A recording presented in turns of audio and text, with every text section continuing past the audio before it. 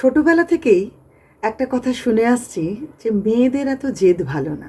তবে আজও বুঝে উঠতে পারলাম না জেদেরও কি আবার জেন্ডার হয়।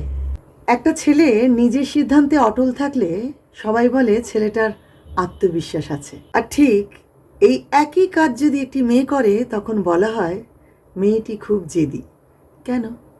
নিজের সম্মান রক্ষা করতে চাওয়া, নিজের স্বপ্ন পূরণ করা, অন্যায়ের সামনে মাথা নত না করা, এগুলো যদি জেদ হয়, এই জেদ মানুষকে বাঁচতে শেখায়। আবার অকারণে একগুয়েমি, অহংকার, কারোর কথা না শোনা, এগুলো ছেলে মেয়ে কারোর জন্যই ভালো না।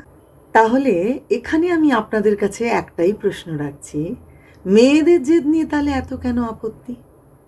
আসলে কি বলুন তো, সমস্যাটা না জেদে নয়, সমস্যাটা হলো আমাদের ভাবনায়।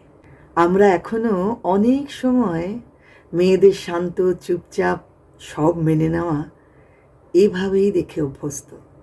আর ঠিক তাই কোনো মেয়ে যদি তার মতের পাশে দাঁড়ায়, তার নাম হয়ে যায় জেদি।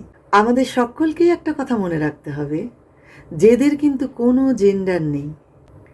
একটা ভালো জেদ মানুষকে না নিজের পরিচয় তৈরি করতে শেখায়, আর ঠিক একটা খারাপ জেদ মানুষকে সম্পর্ক হারাতে শেখায়। তাই মেয়েদের জেদ ভালো নয় এই কথাটা বলার আগে একবার বলুন, অন্যায় জেদ কারোর জন্যই ভালো নয়। আর ঠিক ন্যায়ের জেদ, সে ছেলেই হোক বা মেয়ে, মানুষকে মাথা উঁচু করে বাঁচতে শেখায়।